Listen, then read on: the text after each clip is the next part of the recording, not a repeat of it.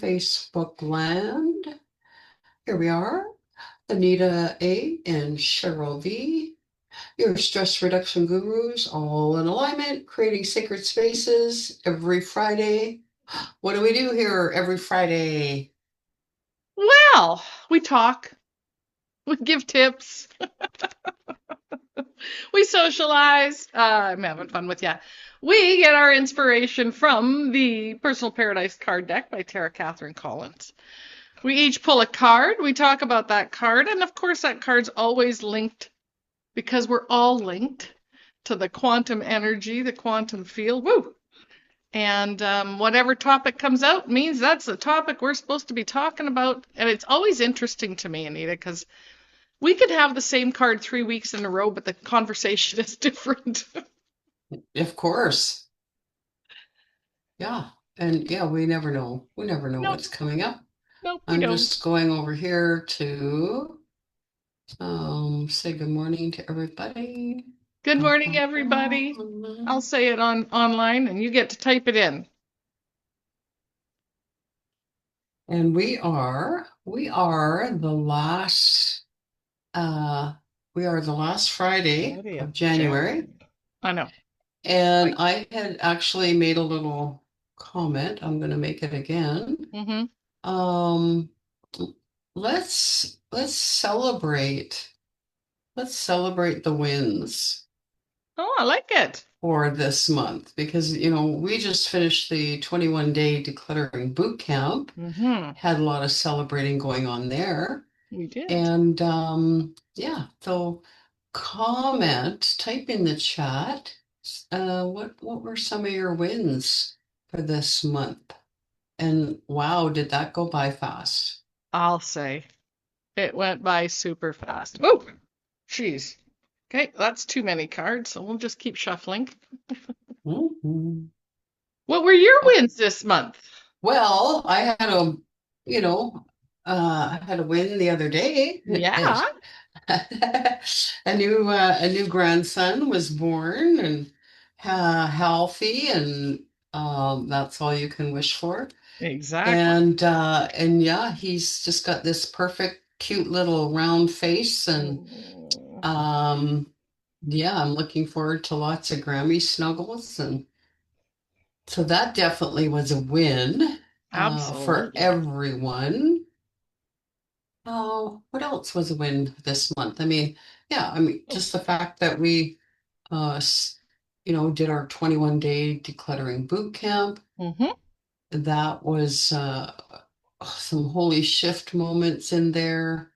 It's always, it's just always fascinating. It's a fascinating journey to go Isn't through that the that truth? program. And Cheryl and I do our own decluttering, and we Mm-hmm. both had some holy shift moments. And Yes. uh, Always fun. Okay, so I still have bundles that keep coming out, and I got a message to say, have the audience pick a number between 1 and 3, either the number 1, the number 2, or the number 3, and that will be the card that we use because okay, they well, just wanted to come out in categories. there's no one here to Oh, to there t isn't. Okay, well tell then you you. get to pick a number, 1, 2, or 3. Well, I'm going to say three. Okay, then that's our card. Mhm. Okay, what is the card? Oh, well, we should tell people if you're just joining us for the first time or watching the replay why we wear our funny glasses. Oh, well, it allows us to have a different perspective. We're looking with our feng shui eyes or our energetic eyes. And it's really funny because that word perspective has come up a lot the last couple of days in my Mm-hmm. awareness, varying perspectives and stuff. So it's Mm-hmm. always how you look at things, your perspective, and we're trying to have you look at your space from a different perspective, and that's your feng shui eyes. Mm-hmm.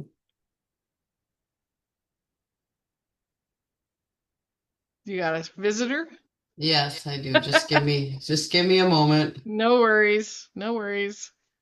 I will start with this card then. It is number 41. This is the card and the number. Secondary entrances. Secondary entrances. For many people, That's the door they come in and they're out of a house, in and out of their house the most, because we often have a garage attached, park in the garage, and we come in the house through that entrance. Now, you may use that entrance all the time, but it is the secondary entrance. Maybe it's a tertiary entrance. I don't know. The main entrance to your house, when we talk about using the Feng Shui Bagua, is the one associated with your address. This card talks about the secondary entrance. And some people, when they come in the house, it leads into maybe a pantry, maybe a mud room or a laundry room, or the back entrance for us comes into the back of the house and it's just a landing. So depending upon your house setup and situation, it's different for everybody. There is a lot of importance around the secondary entrance, but I want to talk about if that's the entrance you use all the time, what kind of condition is your main entrance in? It's important for both of them. What are you being greeted by when you come in? So if you're coming in your secondary entrance, for you, Anita, would you call your garage entrance into the house your secondary, or would you call it from the back deck? No, I would say the garage. Mhm. Hmm. Yeah, because the back deck, we don't have stairs. Oh, there's Going, no access from the ground level. Okay, no, makes no. sense. Makes sense. So your secondary entrance is from the garage. Mhm. Having that clear, what are you greeted by? What are you greeted by when you pull into the garage? What are you greeted by when you open the door into your home from that secondary entrance? What's the first thing that you see? Comment in the chat if you'd like. For Anita, you had a holy shift moment a few years ago when you came in the garage. Do you want to share a little bit about that or not? Maybe. Yeah. Um, and I had a crucifix hanging above the door uh, that belonged to my parents. It hung in, the farm home above the door as a symbol, Hmm. to bless and clear the space. And yeah, one day, I was coming in and I glanced up at it and I was like, oh, I had a holy shift moment that that possession, that item was anchoring beliefs that I no longer carried. Hmm. And it was big. Yeah. And so yeah, I immediately took it down and it left my home shortly thereafter. I blessed one of my sisters with it. And yeah, it's interesting how what we see through our Hmm. feng shui eyes can be giving us a subliminal message and or anchoring a belief that that's not ours, that we no longer carry or that wasn't ours to carry in the first place. Mm. And those are some of the holy shift moments we had in our 21-day decluttering program. Yeah, exactly. So pay attention as you're coming in that secondary entrance. And at the same time, if you don't use your main entrance very often, get into the habit of coming in and out, because that is where the chi, the life force energy enters your space. Mhm. It's interesting, a few years ago when a woman heard me talking about using and inviting the chi into your home, she messaged me, oh, probably a week, 10 days afterward, and said, I took your advice because we use the back door all the time. I rarely open the front door. And I went out, and for a couple of days, I just went, come on in, chi. Come on in. I invite you into my home. And she had so much business just fly into her space after that. She's like, this stuff really works. So it's important to realize, you know, everybody uses their secondary, I shouldn't say everybody. A lot of people that have a secondary entrance use it, but they Mhm. forget about the main entrance. Mhm. So a tip, your 20 is plenty. Two things. What are you greeted by? Just stand in your doorway going into your home. Open that secondary entrance, and what's the first thing you see? Just stop there for a moment and be observant. And is that welcoming you? Is that supporting you in, like Anita said, your belief systems right now? Second, if you don't use your front entrance, I challenge you to every day open that front door, go out on your street, invite the chi in, and see what shifts and what transpires in your home, in your life. Anything else you want to add to that, amazing Anita? Well, as we are moving into the Chinese New Year here in a Mm, couple of weeks, right. right? It is very auspicious to pay attention to that energy, whether Mm, it's the secondary entrance or the primary entrance. Those doorways are the mouth of chi, like Cheryl said. So we look at it like that's where the life force energy of the home is coming in to nurture the home occupants. And you may want to prepare for that feng shui uh, or Chinese New Year and wipe down the doors. I mm, did that during our 21-day program, right? I wiped the door frames completely, wiped the doors, wiped the baseboards, you know, cleaned up that stagnant chi, that stagnant energy mm, that the winter months were, were being closed in a little bit. Open that doorway, let some air move through the house for mm. sure. Um, and it just, ties in beautifully to the card that I got, card number 2, Oh, which is art, right? Art of all kinds. And sometimes all you have to do is put up a picture, whether it's, you know, an art piece that the grandkids made or something. Again, in our 21-day program, there was some clearing going on in spaces, hmm and we often talk about shopping in your own home. And so there was one of our participants that had a piece of art. Well, that would be a perfect piece of art that no longer goes in the living room. And instead of releasing and letting it go, where else in my home could I put it? And we often don't think about um, aesthetically enhancing those secondary entrances, whether it's the mud room, the boot room, the garage, or whatever. We think, oh, that's just for us. But why wouldn't we give ourselves that attention, love that. give ourselves that feeling of, when I look at a piece of art, it elicits some kind of feeling. And hopefully it's a warm, fuzzy feeling. It's one of love or appreciation or gratitude or um, something like that. So why wouldn't we hang a piece of art? And it doesn't have to be a Van Gogh, right? I mean, it can be your grandchildren's fridge art, something that's going to put a smile on your face. Put that somewhere in your secondary entrance so that if that's where you're coming in and out all the time, you're being greeted by that immediately is going to change your energy, put you in a different space, place, right? Mm-hmm. Love it. I love it. What a great idea. Great idea.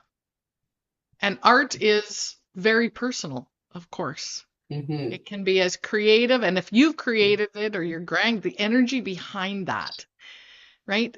I can just see one of your grandsons, Anita. Mine's not quite old enough for that yet, but I can see one of them.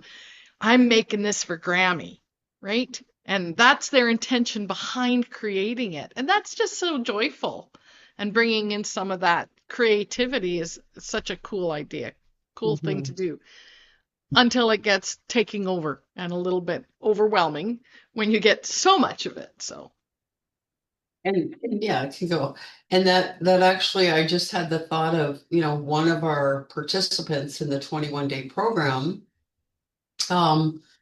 We were doing some coaching with her, and she said that she's very selective about the art that she places in her home on the walls, and that it had to be of a certain quality, Mm-hmm. right? Because I had recommended that she, uh, put something on the wall, and it ended up being that and again, she had the holy shift moment because her greatest masterpiece is a picture of her children, her Mm-hmm. grown adult children, and to give them a place on the wall was a huge holy shift moment for her. Yeah. Yeah. So yeah, it was pretty incredible actually. It So was yeah. very incredible. But yeah, just think about, that art that you surround yourself with, whether it's in the entryway, the secondary entryway, your bedroom, the living room, whatever room in the home. Maybe this is the time of the year to analyze the art, analyze what's hanging on your walls. Does it still make me feel good? Right? Mm. Energy up, energy down, energy neutral. How does it make me feel? And maybe it's time to look for a different piece of art for that area. And in Feng Shui, when we use the Bagua, which is the energetic map of the home, we can intentionally, purposefully put a piece of art that coincides with the area of the Bagua. Mm-hmm. For example, health and family. You might want to have a beautiful um, landscape picture that shows growth and um, maybe fruit hanging off of trees, or something that represents healthy living, compared to a black and white picture that has, trees. We've all seen that picture in a doctor's office or something, right? The black and white picture, and there's all these silhouette of trees that are completely barren. It's in the winter or fall landscape, and there's no leaves on them, there's no growth, they're sleeping. Well, that certainly does not symbolize health and family, Mm. right? So yeah, art, what we put on the walls is very, very important because we're Agreed. impressing an idea upon the subconscious mind subliminally without us, even realizing it. Mm. I love it. While you were talking, I kept getting a visual of someone going from the garage. I want to go back to the secondary entrance and combine the art. Going in from, the two or three steps up to the garage, to the house door, the entrance. And that typically being left wood, blank, neutral. It's more of a utility space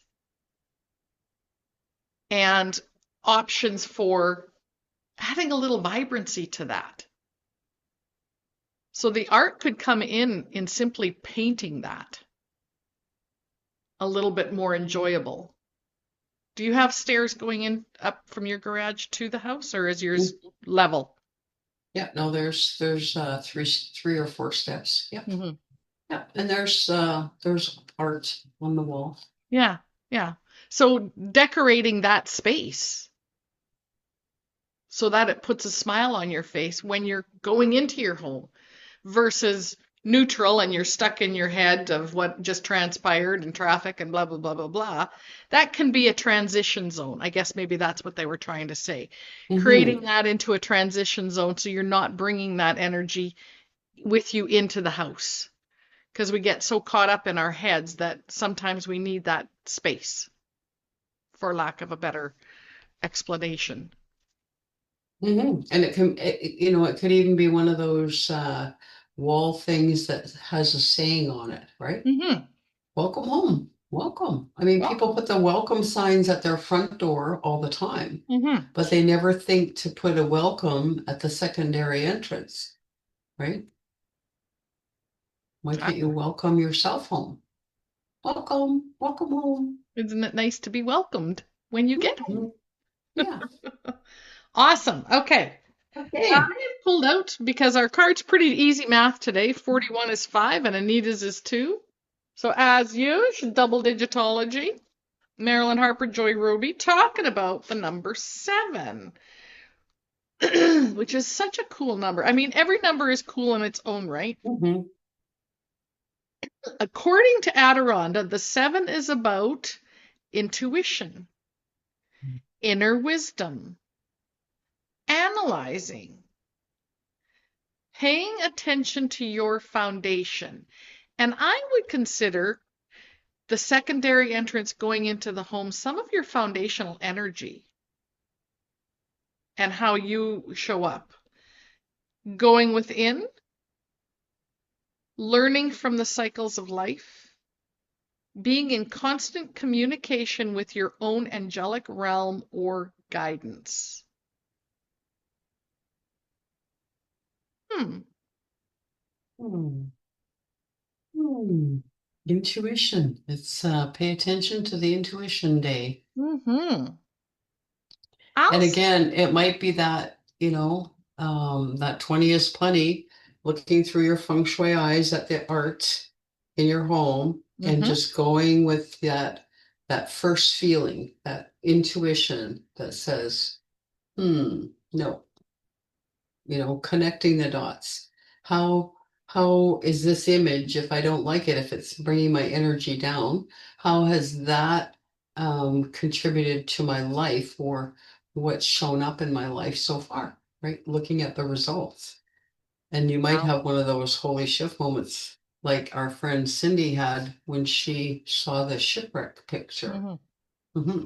Hmm. Right? Mm-hmm. Love it. Love it. Love it. Love it. And those awarenesses only come when you're open to them. Hmm. And as we mentioned to some of our participants in the 21-day decluttering boot camp, you'll keep hearing our voices. You can't become unaware after you've become aware, which is quite fun. It is. And okay, so before we say goodbye, Mm-hmm. bid adieu, we just want to invite you. We are Yes. doing our Vision Quest 2026 Mm-hmm. live and in person Saturday, January 31 in Red Tomorrow. Deer, Wow. Alberta. If anybody is around in the area wants to join us for that. Or if you are beyond our driving distance, then we'd love to invite you to join us on Zoom for the same one on February 1. And next Friday will be the first Friday of the month, Yes. the first Friday of February. So that means Oracle Card Reading Day. Mm-hmm. Yay! So that's Yay. all I've got. What have you got to close us off, Well, Cheryl? I just want to add into that this weekend, Saturday, Sunday, as you mentioned, is a Vision Quest. And Vision Quest is all about what do you want to go forward with. Sunday is the full moon. So it is the perfect opportunity to finish letting go of 2026. The Chinese Lunar New Year is coming up in 2 weeks and getting ready to step into that new energy flow. So utilize the energy of what's around you. If you're ready to release, Sunday's a perfect day to do some of that. Have yourselves a fantastic week, and we will see you next Friday right here on Fun Shui Friday with Anita A. and Cheryl V, your stress reduction gurus. Bye for Okay. now. Bye bye for now.